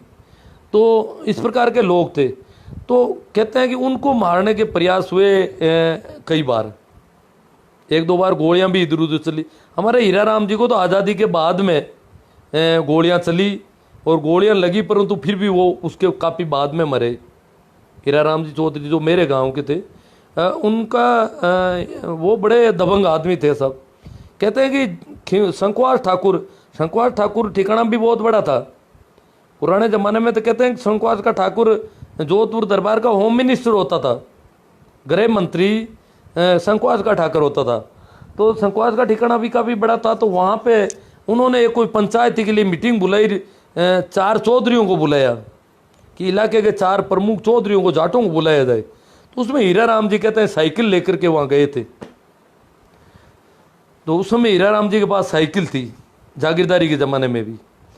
तो वो जो बहुत ज़्यादा आगे के आदमी थे। तो हीरा राम जी कहते हैं कि वहाँ गए तो शंकुवास ठाकुर साहब के जो आसन लगा हुआ था, कुर्सी थी, उसके बराबर एक बहुत बड़ी कुर्सी और थी। तो उस पर जाकर के हीरा राम जी बैठ गए। तो शंकुवास ठाकुर को बड़ा यूँ लगा कि ये क्या बात है, क्या मैं कोई सपना देख रहा हूँ, या आदमी कैसे बैठ गए यहाँ आकर के। तो उसने पूछा आप, क्या मैं हीरा राम चौधरी बाकरोत। अरे हीरा राम जी चौधरी, आप यहाँ कुर्सी पर कैसे बैठे। तो बोले मुझे बुलाया था आपने निमंत्रण दिया था हम लोगों को, तो आपको तो पंचायती करने के लिए बुलाया था, ये कुर्सी मोड़ी ठाकुर साहब के लिए है। बोले पंचायती कैसे होगी फिर, अगर हम लोग वहाँ नीचे बैठे थे 2-3 चौधरी। हीरा राम जी ने कहा हम लोग वहाँ बैठेंगे तो आपकी हाँ में हाँ मिलाएंगे, आप आदेश करोगे, वो पंचायती कैसे होगी। ये तो आदेश, जो आप आदेश करोगे उनकी हाँ भरवाने के लिए बुलाया क्या हमें। पंचायती होगी तो बराबर बैठ के होगी, आप इतने ऊपर बैठे हो, ये नीचे 4 आदमियों को बिठा दिया कह रहे हैं पंचायती कर रहे हैं, वो तो वहाँ से आदेश होंगे और यहाँ मानने होंगे। मतलब ये भी एक मानसिकता होती है कि इस प्रकार अगर आप ऊपर बैठोगे और ये इतने नीचे बैठेंगे तो ये समान विचारधारा से विचार विमर्श नहीं हो पाएगा ये। तो हीरा राम जी इस बात को जानते थे अच्छी तरह से। तो ये मानसिक रूप से दबाव होगा नीचे बैठने वालों पर, ये पंचायती नहीं हो रही है। तो हीरा राम जी ने सीधा इतने बड़े ठाकुर को सीधा सीधा कह दिया। तो कहते हैं कि शंकुवास ठाकुर को खुद को नीचे आके बैठना पड़ा। हीरा राम जी के सामने क्योंकि उस ठाकुर को भी पता था कि हम ये तो डर बनाए रखने के लिए इस प्रकार का ये प्रोटोकॉल काम में लेते हैं, ताकि लोग इस प्रकार रहे, अलग थलग पड़े रहे। तो इस प्रकार का मामला था। और भी कुछ बातें करेंगे बाद में। देखो कुछ मैं देखता हूँ लंबा हो गया सेशन। दोनों समझ में आ रहे, मतलब मारवाड़ी थोड़ी आकर्षक होती है। जो मैं मारवाड़ी बोलता हूँ तो मतलब बिल्कुल बहुत गहराई से बोलता हूँ, फिर ठीक जैसी सुनिए वैसी कह देता हूँ, तो लोगों को बड़ा मज़ा ज़्यादा आता है। पर मज़ा इसलिए ख़राब करना पड़ रहा है कि उन लोगों को भी पता चले कि जो नहीं समझ पा रहे हैं। ईश्वर जी सारण को ज़बरदस्त लगा आज का लाइव गुरु जी। मुकेश जी भाकल JNU से, जोधपुर से। मुकेश तो हाँ भाखरोद का ही है, तो JNU में पढ़ता है इसलिए लिखा हुआ है। आज बलदेव राम जी की बातें बहुत अच्छी लगी। चलो, रेवंत राम शिला, महिला को बराबर का दिलाने व बाबा साहब का अहम योगदान। बाबा साहब तो उन्होंने संविधान बनाया था। तो संविधान बनाने में जो आदमी थे तो वो तो बाबा साहब का तो रोल है ही, पूरा संविधान उन्हीं का रोल है। हालांकि बाद में देखो किसानों को जमीन दिलाने में बलदेव राम जी का बहुत बड़ा आज एक एक जाति के पास जमीन है। जमीन कहाँ थी? जमीन का अगर देखो आप अचरज करोगे, जमीन पहले सिर्फ राजपूतों के पास थी। आज़ादी से पहले सिर्फ राजपूतों के पास जमीन थी मारवाड़ में। मैं मारवाड़ तक की बात करूं, आगे क्यों जाऊं, आगे नहीं जाऊंगा। तो मारवाड़ में केवल राजपूतों के नाम थी, बाकी जातियों के नाम जमीन इंच पर भी नहीं थी। हम लोग क्या थे? इनके कर्षक थे। तो कर्षक थे तो हम उस गांव में रह जाते थे और उनके खेतों को बोते थे। उसमें से आधा अनाज वो ले जाता, आधा हमारे रह जाता और हमारा पेट भर जाता। तो जमीन हमारी नहीं थी।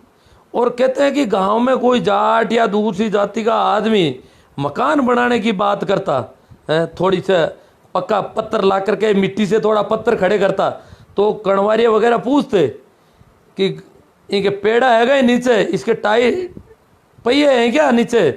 कैसा पेड़ा तो कोने।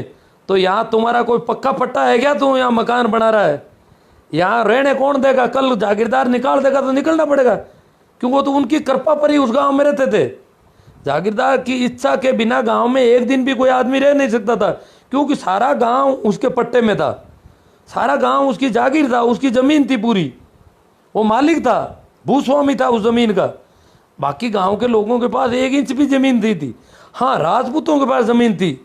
पूरे मारवाड़ में प्रत्येक राजपूत के पास जमीन थी, चाहे 2 बीघा हो और 5 बीघा हो और 50 बीघा हो। राजपूतों के लिए दरबार की तरफ से छूट थी कि राजपूत अपने भरण पोषण के लिए खेती करें खेतों में, और उनसे कोई एक दाना भी नहीं लेगा, खेती करें और खाएं।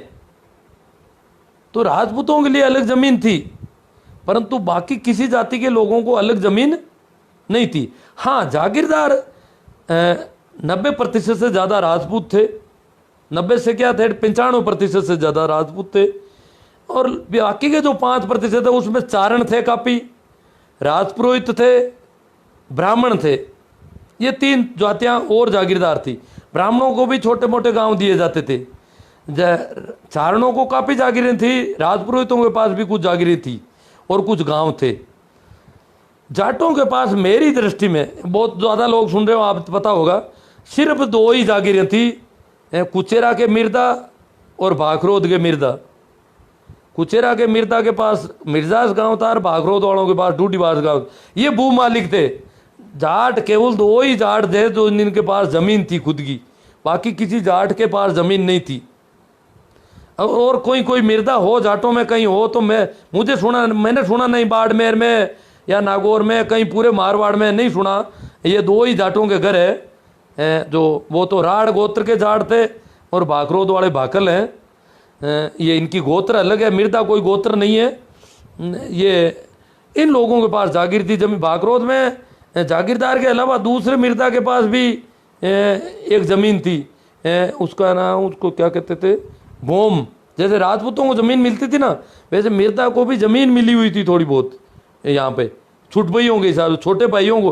राजपूत छोटे भाई कहलाते थे ठाकुर के, तो छुटभई थे इसलिए जमीन देते। तो मिर्दा को भी थोड़ी बहुत भूम यहाँ बागरोद वालों को, कुचेरा वालों को हो ठीक नहीं थी, पता नहीं मुझे, इनको साडोगढ़ में कोई ज़मीन मिली हुई थी। और बागरोद की जो ज़मीन थी उसमें मिर्दा से बागरोद का जागीरदार आधा आधा दान नहीं लेता था, सिर्फ बाकी जाटों से सभी से भाकल थे दूसरे जाट, उनसे भी आधा लेता था, खाती कुमार सभी जातियों से आधा ले जाता था। राजपूत तो अपनी अलग ज़मीन थी, उनसे तो कोई ले ही नहीं सकता। और मिर्दा से 1/3 लिया जाता था। मिर्दा के लिए ये छूट थी। मिर्दा गोत्र जो जाट थे जिनको दरबार की तरफ से मिर्दा की पदवी थी उनको छूट थी। तो ये ज़मीन का मामला ऐसा था कि मारवाड़ की सारी ज़मीन राजपूतों के नाम थी। फिर वो ज़मीन हुई राजस्थान सरकार के नाम। फिर किसानों को ज़मीन दिलवाई गई। ये बलदेव राम जी मिर्दा के जाने के बाद में कुंभाराम जी आर्य और बलदेव राम जी भी किसान सभा का जो विलय किया गया था, किसान सभा थी राजस्थान किसान सभा बन गई। तो जो मारवाड़ किसान सभा थी वो बाद में राजस्थान किसान सभा बनी और उस किसान सभा का विलय कांग्रेस में किया। तो नेहरू जी से इस बात का समझौता हुआ कि ये ज़मीन जो है किसानों को दी जाएगी, जो किसान ज़मीन बोता है वो ज़मीन उसको मिलेगी। तो हमें ज़मीन दिलाना, शिक्षा दिलाना, सारा सब कुछ जितना करना था वो संघर्ष। बलदेव राम जी संघर्ष नहीं करते थे, क्या फर्क पड़ता। उनका बेटा लंदन में पढ़ रहा था, रामनिवास जी बैरिस्टर होकर के आए थे लंदन से पढ़ के, तो उनको कोई कमी नहीं। वो नहीं चाहते कि क्यों जागीरदारों से लड़े। जगह जगह बंदूकें लिए लोग आते थे, उनको मारने की बातें होती थी, परंतु उनके दिल में दर्द था हमारे प्रति कि इन लोगों को मैं अधिकार दिला दूं, इनको ज़मीन दिलाऊं, इनको शिक्षा दिलाऊं। ये पीड़ा थी उनके। आज के नेताओं की तरह नहीं थे बलदेव राम जी, ऐसा मत समझना आप। आज के नेता जो इधर उधर होटलों में बिकते फिर रहे हैं या खरीदते फिर रहे हैं, ऐसे नहीं थे। उनके वास्तव में दर्द था। उन्होंने एक एक बच्चे को पढ़ाने के लिए इतना दर्द लिया था, इतना संघर्ष किया था, उनसे संघर्ष करना पड़ता था। जहान हथेली में रख करके वो जिंदा रहे थे। डाबड़ा कांड सुना होगा आपने, कितने किसानों को मार दिया गया वहां पर। तो इस प्रकार ये कंडीशन थी।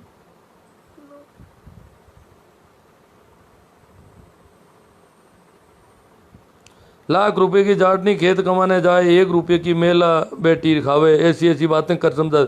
हाँ, बलदेव राम जी कहते थे कि लाखिणी है जाटनी, जगी तो खेता में दुख पावे, भूखा मरे, और हाँ मेला बेटी खावे, रोटियां बा खावे, कमावे खावे बा। तो इस प्रकार समझाते थे लोगों को। वो भाई अनिल कुमार जी बिश्नोई कहते, वो कौन से नेता थे जिन्होंने एक कलेक्टर को फोन करके हाईवे को बंद करवा दिया क्योंकि उस रोड पर मारवाड़ राजस्थान के कुछ लोग गायों को लेकर जा रहे थे। भाई ये मुझे तो पूरा तो पक्का नहीं, नाथूराम जी के बारे में ऐसा कहते हैं कि उन्होंने ऐसा किया। कोई कलेक्टर डरपोक था तो उसने हाईवे को ही बंद कर दिया। ईश्वर राम जी सारण कहते हैं, बलदेव राम जी की बातें मेरे दादाजी भी सुनाया करते थे।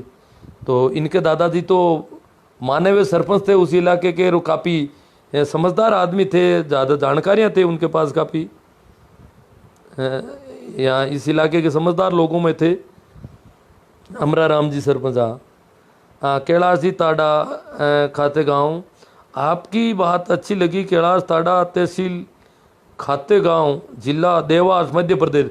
अब जो देवास मध्य प्रदेश से जो सुन रहे हैं उनको मारवाड़ी में दिक्कत आ जाती है। ये लोग ताड़ा है, गए हुए यहाँ से हो सकते हैं, परंतु अब इनको मारवाड़ी समझ में नहीं आती है, क्योंकि जब ये पूरा का पूरा वहाँ पर दूसरे लोगों के साथ दूसरी भाषा सीखनी पड़ती है वहाँ। अनिल कुमार बिश्नोई थे कौन, हो सा हिंदू हो या कोई और? नहीं भाई, हम तो नहीं है हिंदू वगैरह कुछ भी, हम तो आदमी है केवल। जाट कह सकते हो हमें आप। हिंदू तो ये मुसलमानों के द्वारा दी गई गाली है, हम कैसे एक्सेप्ट करें इसको? ये तो गाली दी गई हमें कि हिंदू है मतलब जाहिल लोग हैं, बेवकूफ़ हैं, मूर्ख हैं। बीर बलराम साहब आपकी सोच को सलाम। ठीक साहब। भाई महेंद्र सिंह जी बालिया बलायरा, मेरे दादाजी बातें कह रहे हैं कि बलदेव राम जी बाड़मेर के तिलवाड़ा पशु मेले में मीटिंग लेते थे, तब लोग रात को मीटिंग में जाते थे और दिन में जागीरदारों से डर के कारण नहीं जा पाते थे। रात के अंधेरे में पहचान, वहाँ तो लाइटें तो होती नहीं थी, रात के अंधेरे में पता नहीं चलता कौन गया और कौन नहीं गया। ज़्यादातर मीटिंगें ऐसी रात में लेते थे बलदेव राम जी। तिलवाड़ा पशु मेला पहले भर गया था। हालांकि 2004 सम्मत 2004 में नागौर का पशु मेला भी शुरू। तिलवाड़ा और परबतसर का पशु मेला सबसे पुराने पशु मेले मारवाड़ के या राजस्थान के समझ लो आप।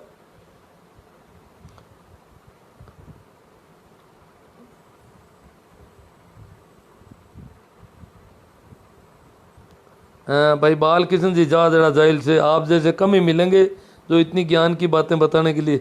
अब मिलने के आपसे सीधी बात हो रही है, मिलने की सुविधा हो गई तो बातें कर रहे हैं अपने क्या। बाकी ऐसी बातें और भी बहुत लोग कहेंगे आपको, आप कहीं सुनोगे। हाँ भाई शंकर लाल जी रोम रोड गुलर हमारे पास है, वहाँ बलदेव राम जी आए थे और ठाकुर के बराबर बैठे। हाँ गुलर में, हाँ ठाकुर के बराबर वो तो बैठ सकते, वो तो दरबार की तरफ से डीआईजी थे, पुलिस के बहुत बड़े अधिकारी थे, तो ठाकुर को डर लगता था ना बलदेव राम जी से। तो गांव वाले डरते थे कि ये बहुत ज़्यादा खड़े हो गए, खेंकारे कर रहे हैं, अमल लिए हुए हैं, कहीं मार नहीं दे किसी को। अब ये कमेंट पता नहीं कहाँ जा रहे हैं। सर कहते हैं अरे डाकुओं के बारे में अभी बताओ सर, अभी 500 लोग सुन रहे हैं। आज सुन तो रहे हैं, पर मैं डाकू तो क्या, वो तो बाहर निकले हुए लोग थे जी। लूटा भी था, जैसे मेरे पड़ोस में गांव लूटा था, मेढ़ास गांव, छोटा गांव था, और मेढ़ास और इधर ये कालियास ये कुछ गांव है, काली ज़मीन थी और बहुत अधिक पैदावार होती थी, बहुत ज़्यादा पैसे वाले गांव माने जाते थे। सबसे ज़्यादा गहने वहाँ की औरतों के पास होते थे, और उस ज़माने में सबसे ज़्यादा पक्के मकान ही होते थे। वैसे हमारा गाँव भी उनमें शामिल है। मेरा गाँव थोड़ा बड़ा था मेढ़ास की वजह से बजाय, बाकी मेरे गाँव में भी काली ज़मीन थी, गेहूँ की पैदावार होती थी, इसलिए हमारे गाँव में भी जैसे अगर थली में इधर मरुस्थल में देखेंगे तो जाटों के पास तो पक्के मकान। अभी मैं जब स्कूल में नौकरी करने लगा तो एक स्कूल का बिल्डिंग ही थी, बाकी सारे झोंपड़े थे गाँव में, करीब करीब ढाणियों में। तो पर हमारे गांव में तो आज से 150 साल पहले भी 2-2 मंजिल तक के मकान थे। तो कालियास के पास मेढ़ास गांव, उसमें गांव में गेहना बहुत ज़्यादा था, ज़मीन बहुत उपजाऊ थी और गेहूं होता था, छोटा गांव था। तो चिमनिया नाम का डाकू आया था, इसी कहानी कहते हैं। तो चिमनिया और उसके साथी आ गए, वो तो एक तलवार या नकली बंदूक भी दिखाते थे, गाँव वाले तो डर जाते थे। अब कौन उसको पकड़े और कौन उनको कब्जे करे, कई जगह लोग इनकी बंदूकें भी कोस लेते थे, हिम्मतवर लोग, और क्या करें, वैसे ही मरना ही है तो और क्या करें। तो चिमनिया गांव ने कहते हैं उस मेढ़ास गांव को लूटा था, और कहते हैं तेल में गांव के बीच में भट्टी लगाई और तेल डाला कड़ाव में और गर्म किया उसको, तेल उपान पर आ गया तलने के बिंदु पर, जब तला जा सकता है कुछ, तो फिर लोगों को बुलाया कि भाई धन जो भी है वो लाके। तो कहते हैं कि लोग जो है अपना गहना जो भी है वो ला करके वहाँ दे दिया कुछ, और कुछ घरों में घर गए वो लोग, तो घरों में स्त्रियों ने सारे गहने खोल के दे दिए उनको। बहुत ज़्यादा गहना लूटा गया उस गांव में, और पूरे गांव को ऐसे छोटे गांव को इस प्रकार लूट सकते। बाकी तो वो एक एक ढाणी और एक एक घर को लूटते थे कि ये गांव संपन्न घर है, उसको लूटना है। बाकी पूरे गांव को तो मेढ़ास को लूटा था। और कहते हैं कि वो कड़ाव में तेल का छींटा उछालते किसानों की तरफ, तो फपोले पड़ जाते, तो डर के मारे घर से ला करके वो गहना उनको दे देते। एक गांव में, उस पूरे गांव में एक घर में कहीं धन रह भी गया, ये भी कहानी कहते हैं। वो क्या है कि वो थैली भरी हुई कहीं भूल गए किसी के घर में, उनको भी ध्यान नहीं रहता था कितना इकट्ठा किया और कितना नहीं किया। इस प्रकार की ये कहानियाँ, अब ज़्यादा तो मुझे क्या याद आएगी अभी, किसानों मार करने वाले मसीहा मिर्दा साहब थे। हाँ मिर्दा साहब तो थे साहब, उन्होंने अपना हमारे लिए किया था। वास्तव में उनको कोई राजनीति नहीं करना, उनको एमएलए बनना नहीं था, हमारे वोट नहीं चाहिए थे। वो हमारे सामने आज के राजनेताओं की तरह भीख मांगने नहीं आते थे, इसीलिए तो वो मृत्युभोज के खिलाफ खुलकर बोलते थे। हाँ गीत तो वो है बलदेवा राजकुमार बोमली जाटानी, बलदेव जी चौधरी भारतीय हैं, नागपुरी संतरे के लट बजाने वाले बेचारे के। हाँ वो हिंदू वाला जवाब उनका दे रहे हैं विष्णु जी का। 500 से ऊपर लोग देख रहे हैं, आप तो 600 से भी ऊपर चल रहे हैं। अपना रास्ता देखो, पतली गली निकल जाओ नागपुरी संतरों। और यार बहुत नाराज हो रहे हैं ना विष्णु जी पर, बलदेव जी। ये नागपुर वाली बीमारी हमारे बहुत ज़्यादा हो गई। मेरे यहाँ नेटवर्क समस्या क्या है, बीच में फ़ोन आ रहे थे शायद, अब नहीं है। नेटवर्क समस्या होती तो इतने लोग नहीं जुड़ते, थोड़ी बहुत हो सकती है। हाँ, खालसा क्या था ये पूछा जा रहा है। खालसा उस गांव को कहते थे जिसमें जागीरदार नहीं होता था और उसका रेवेन्यू दरबार के पास जाता था सीधा जमीन का। कहानियाँ हैं, जैसे एक गांव खालसा है तो लोग क्या करते थे, खालसा गांव के में जो अपनी पैदावार होती थी उसको रात को गाड़ियों में भर के चोरी करते थे किसान, गाड़ियों में भर के। और नहीं खालसा गांव में क्या करते थे, खालसा गांव में फ्री था खालसा गांव तो वहाँ तो पैसे देने पड़ते थे। जागीरदार के गांव का जो था वो खालसा गांव में रख देते थे। जागीरदार के गांव में पैदावार होती थी, जागीरदार यहाँ रहता नहीं, रखवाली रात को चोरी छिपे। हालांकि जागीरदार भी छापे लगाते थे अनाज पर, खलियान होते थे तो रोज शाम को जागीरदार के आदमी खलियानों में जाते और वहाँ पर काली राख होती थी, राख से छापा लगाते थे ताकि उस खलियान में जो अनाज पड़ा है उसको छेड़ेंगे तो छापा बिखर जाएगा। तो किसान पूरी रात अपने छापे को रुकालता था कि छापा कोई दूसरा बिकार देगा तो दर्द हो जाएगा भारी, इसलिए वो एक तरह से उसमें छाप लगाते थे पूरे अनाज के और छाप कर जाते थे रोज शाम को। फिर परंतु कुछ जगहों पर जागीरदार ढीले थे या जागीरदार ब्राह्मण थे या चारण थे, वो थोड़े ढीले थे। जहाँ भी ब्राह्मण चारण जागीरदार थे या जागीरदार किसी दूसरे गांव में रहता था और वहाँ नहीं रहता था तो वहाँ के किसान क्या करते, रात को अनाज छापा तो लगता नहीं, छापा नहीं लगता तो वो धान ले जा अनाज ले जा करके गाड़ी में और दूसरे खालसा गांव में जमीन खेत रखते थे अपने।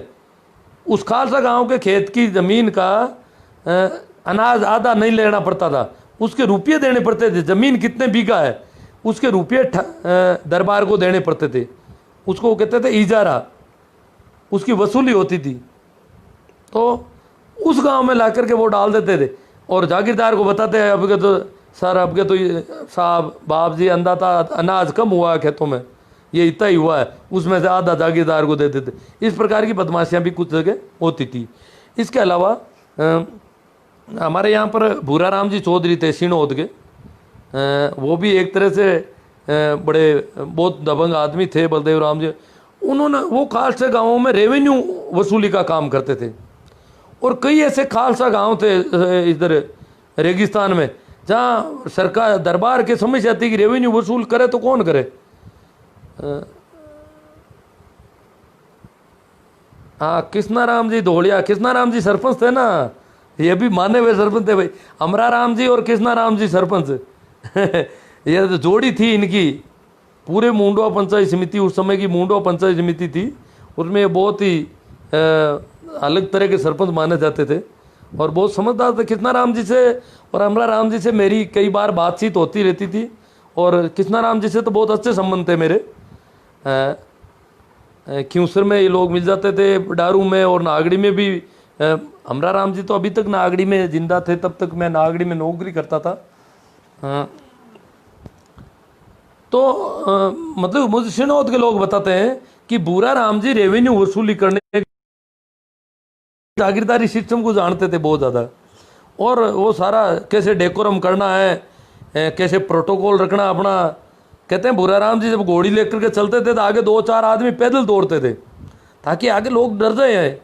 तो इस प्रकार का डेकोरम करके और उस गांव में जिन गांवों में वसूली नहीं हो रही थी उन गांवों से वसूली करके ले आए। वो 2-4 एक आदमी को कमजोर को ला के बिठा दिया, बोला बेटा रे खेत तेरे बाप के है क्या, और साथ में सिणों से कुछ आदमियों को साथ ले गए कि जरूरत पड़े तो मार दो। एक आध जगह एक आदमी को मार भी दिया, लोगों ने मर गए इनके हाथों से मारपीट में।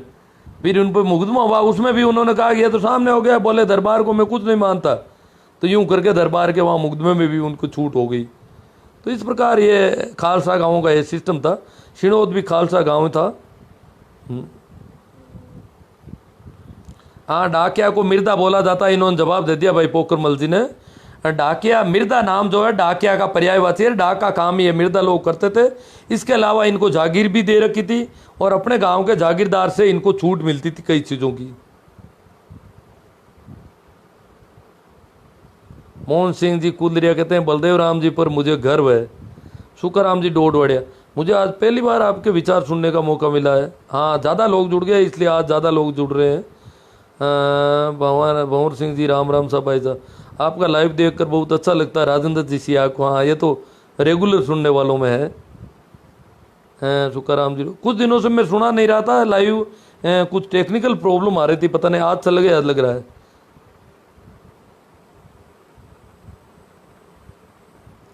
बोमली जाटा री आवाज, ये गाना तो बाद में जुड़ा और ये गाना गाया जाता था, गाना तो उसी पे जुड़ा कि बलदेव राम को राजकुमार डिकले। जैसे अवतारी भी कहते थे, लोगों ने कहा बलदेव राम तो राजा है, वैसे तो वो जागीरदार थे।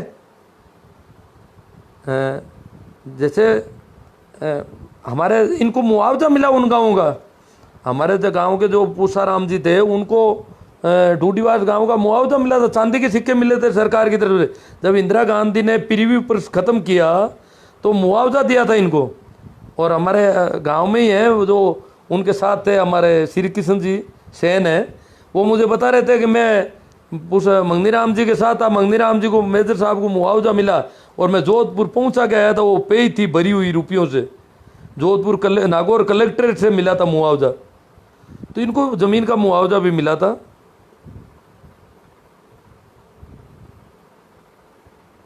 तो भोमली जाटा री तो जमीन जाटों को मिली और बलदेव को राजकुमार। भोमली का मतलब है भूमि, भूमि जाटा। अब कुछ लोगों ने कहा कि ये कोई लव एपेस की कहानी, ऐसा कोई लव का मामली कहानी नहीं, जैसे हीर रांझा, श्री फराद, ऐसा कोई भोमली और बलदेव कोई दो करेक्टर नहीं है किसी कहानी के, किसी पर्सन से नहीं है। ये गाना इसी बात पे था कि बलदेव राम ने जमीन जो है जाटों को दिलवाने में बहुत मेहनत की। बुजुर्गों से आप और पूछोगे तो बहुत बातें मिलेगी आपको, मैं तो सुन नहीं पाता हूँ, तो पूछूं क्या किसी से, मेरी तो ये दिक्कत है। आप तो बातचीत कर सकते हो किसी से भी। राजेंद्र जी, युवा आजकल के युवा जाट पता नहीं किस गलतफहमी में शिकार हैं, जो बोलते रहते हैं कि मिर्जा ने हमको बर्बाद कर दिया। देखो बलदेव राम जी मिर्जा को तो कुछ कहा नहीं जा सकता, वो तो बिल्कुल कोई वोट नहीं, उनको आपने चुनाव हराया है। बलदेव राम जी पहला चुनाव हारे हैं, सन 52 का चुनाव लड़ा था बलदेव राम जी मिर्जा ने। मेड़ता पूर्व और मेड़ता पश्चिम 2 सीटें थी, मेड़ता पूर्व से लड़ा था शायद बलदेव राम में। वो आप अब तो सारा नेट पर उपलब्ध है, आप चुनाव के आंकड़े देखोगे तो पता चल जाएगा। तो उसमें बलदेव राम मिर्जा हार गए थे और कोई ठाकुर जीते थे, और 2 जाट जीते थे पूरे राजस्थान में, शायद परशुराम मदेरणा और नाथूराम मिर्जा। ओशिया से परशुराम मदेरणा थे और हाँ पश्चिम से आ रहे थे बलदेव राम जी। मेड़ता पूर्व जो बाद में डेगाना सीट बनी, वहाँ से नाथूराम जी जीते थे। डेगाना उस समय नहीं थी, वो मेड़ता पूर्व सीट थी, डेगाना इलाका उसमें आता था पूरा ही।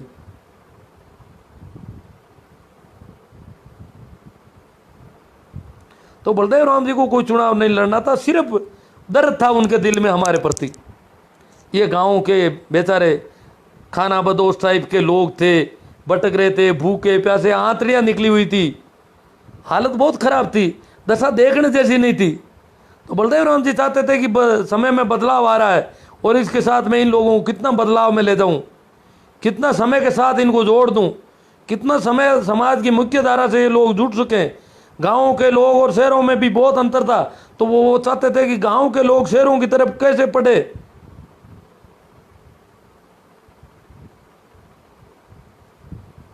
हाँ, खालसा डायरेक्ट दरबार के अधीन में आ जाता था, हाँ सही है।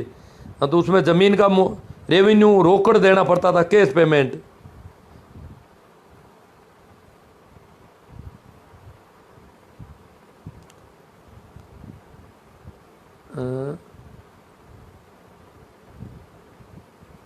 सुरेश मेघवंशी किसी का जवाब दे रहे हैं, बलदेव जी के अलावा चाहना पड़ा है जलमिया। हाँ, मनजीत गोदारा, हमारा गांव जोधपुर में तनावड़ा है, बुजुर्ग कहते हैं कि हमारा गांव खालसा था। हाँ खालसा था, तो जो गांव खालसा था वहाँ ज़मीनें कम है, वहाँ क्यों ज़्यादा लोग आके बस।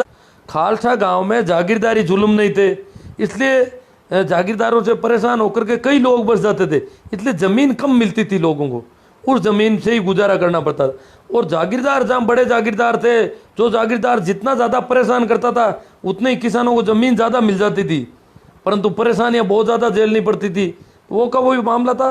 तो खालसा गाँव में थोड़ी ज़मीनें कम है, तनावड़ा है, तो वहाँ देखोगे आप लोगों के पास ज़मीनें थोड़ी सीमित रहेगी, क्योंकि लोगों की संख्या खालसा गाँव में ज़्यादा होती थी कि वहाँ परेशानी कम थी।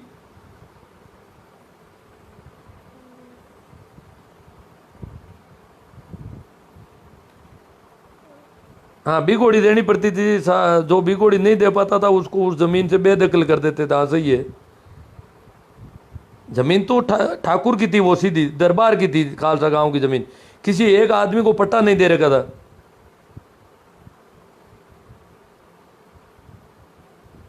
राख की चाक लगाते थे, उसको छापा कहते थे। अनाज पर जो ये पूछ रहे हैं जैन जाट साहब, अनाज जो इकट्ठा होता था उस पर राख की छाप लगे। बाबूलाल जी बाकल बहुत सुंदर बात कही। सुरसुरा बीकानेर हमारा गांव खालसा था। हाँ कई गांव थे खालसा, ये बीकानेर क्षेत्र का था। फिर ये बीकानेर में आता था। बीकानेर का दरबार अलग था जोधपुर से। हाँ, सुगना राम जी अठीला ऐसी बातें सुनाते हैं, कुछ अपने सुनाते हैं। सुगना राम जी हमारे साथ नौकरी कर चुके हैं। हाँ, मैं अध्यापक हूँ भाई। सराणा साहब भागचंद जी कीर पूछ रहे हैं, स्कूल टीचर। मिर्जा साहब डीडवाना कैसे पहुंच गए थे? मिर्जा साहब तो सब जगह ही जाते थे, पूरे मारवाड़ में घूमते थे वो तो। डीडवाना में मिर्जा साहब की मीटिंग के बाद हुआ क्या वो डाबड़ा कांड का मामला था, तो वहाँ किसान काफ़ी इकट्ठे हो रखे थे और पूसाराम जी कोई उनके घर पे हमला किया था जागीरदार के गुंडों ने। भागीर जी साहब किसान चोरी नहीं करते, चाहे भूखा आप सब कर लेते हैं, ऐसी कोई बात नहीं। एक मुझे कहानियाँ मैंने सुनी है वो मैं बताता हूँ। शंकर लाल जी रोम रोड, श्रीमान हमारा गांव में ठाकुर आज भी नहीं है। चौधरी का गांव है ढाडोता बरबसर। मैंने सुना है कि हमारे गांव के चौधरी ने घोड़ी पर जाकर पड़ोसी गांव के किसानों को अपना हक दिलवाया। आपको बहुत बहुत धन्यवाद, आपकी रोचक जानकारी दी। मैं पंजाब आर्मी से सुन रहा हूँ। हाँ, चौधरी का गाँव है पर वो गाँव खालसा था। फिर जागीर तो जाट को शायद मेरे हिसाब से सुनी नहीं मैंने कहीं कि जाटों को भी कोई और जागीर थी क्या, कुचेरा और बागरोद के मिर्दा के अलावा। रघुवीर जी राजपूत, राम राम साहब, राम राम, प्रणाम सभी को।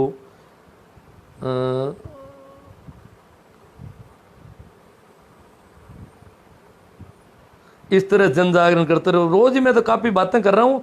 आज तो बलदेव राम जी की पुण्यतिथि थी तो मैंने कहा इस पर अपन बात कर लेते हैं। हाँ, तपस्वी महापुरुष मिर्दा जी। हाँ, उनको तपस्वी भी कहते थे लोग, कुछ लोग संत भी कहते थे, कुछ महापुरुष महात्मा जो भी है।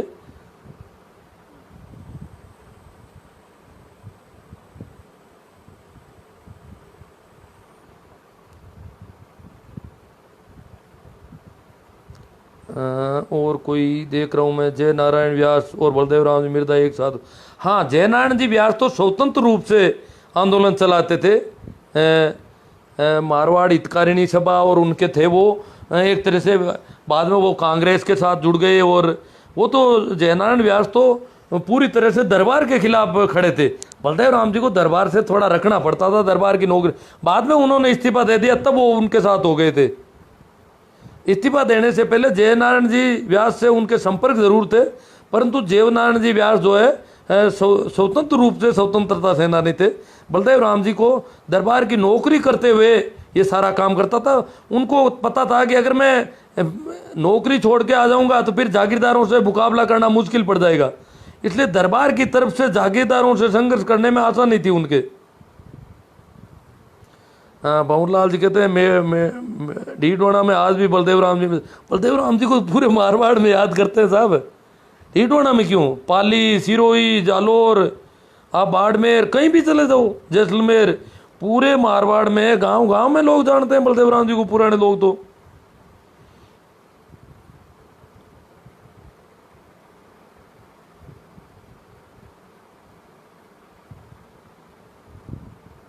हाँ, विजय सिंह जी पत्तीकर, कईयों के नाम आ रहे हैं, सभी क्रांतिकारी लोग थे।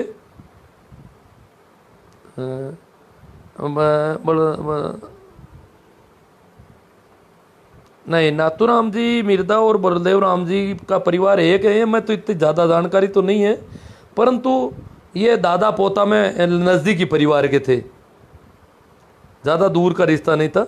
नाथूराम जी को बलदेव राम जी जिस प्रकार मेरे गांव से एक आदमी को लेके गए थे टांकला में, हर गांव से ले गए थे, उसी प्रकार बलदेव राम जी पढ़ाने के लिए लेके गए थे यहाँ से और पढ़ाया था उनको।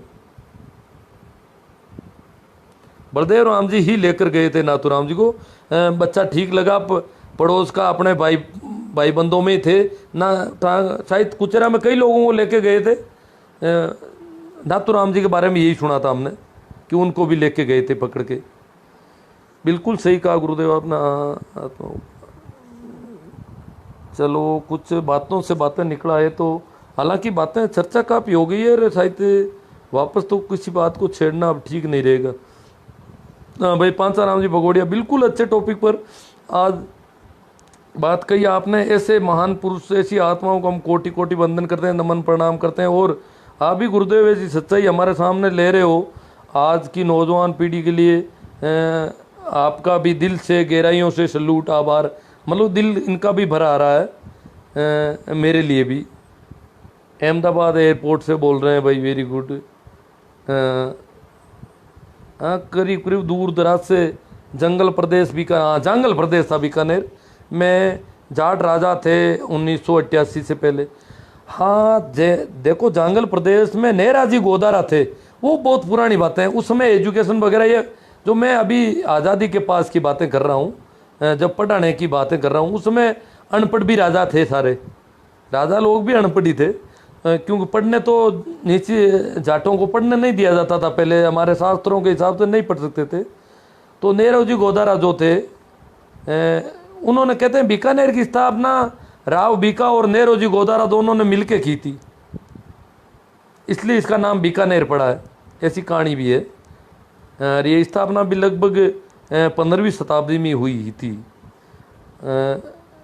लूणावास, कला, खालसा, हाँ खालसा गांव काफ़ी थे हमारे पड़ोस में, दोनों तरफ शिनोद और शिलगांव खालसा गांव थे, बनगांव खालसा था, कई गांव खालसा थे।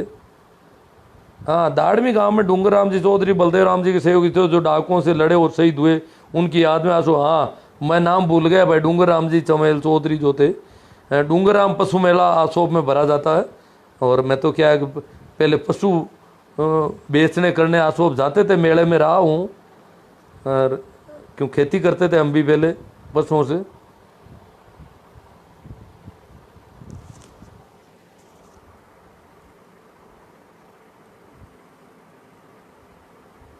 बी आर मिर्दा के एहसान हमने नहीं, उन्होंने एहसान नहीं किया है, हम नहीं चुका सकते। एहसान नहीं किया, उनका दिल था, कर दिया उन्होंने, कोई एहसान नहीं है, उनके दिल में थी इसलिए किया, वो उनकी मौज थी।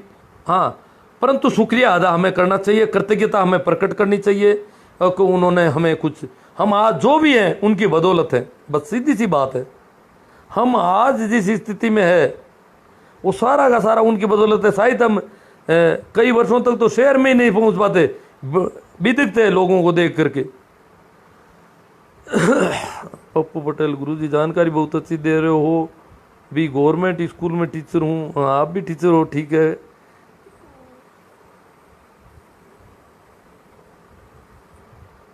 आज कमेंट ज़्यादा है, शायद सारे कमेंट तो दे ही नहीं पाऊंगा। आज पहली बार आपके लाइव को बलदेव राम जी जानकारी सुनी, बहुत अच्छी लगी। राजू राम जी कदा आपकी रोचक जानकारी में कभी हर एक लाइव में कहीं कुछ आती रहती है। लंबा लाइव सुने कौन इतना लंबा, क्यों लंबा ज़्यादा खिंच जाता है, शायद डाटा भी खत्म हो जाते हैं कई लोगों के शाम को इस समय। मेरा ये जानकारी के लिए धन्यवाद वाले हैं ज़्यादातर तो।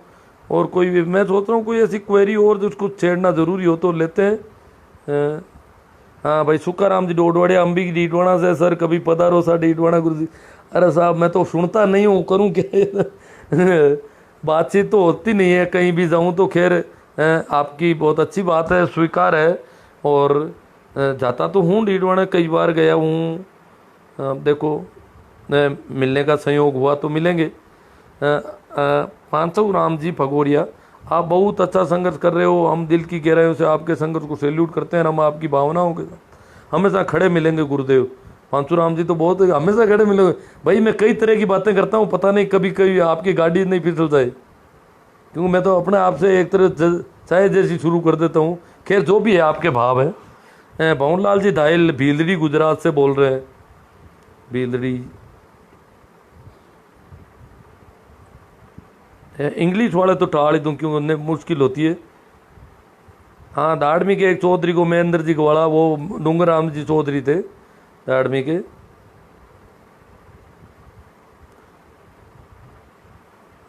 रूपा जी चौधरी, अरे सबके बारे में ज़्यादा जानता नहीं हो, एक एक करके सबकी जीवनी सुनाओ। वैसे तो आजकल फेसबुक मत रामदान जी की, बाबू गुलाराम जी की जीवनियाँ आती है काफ़ी।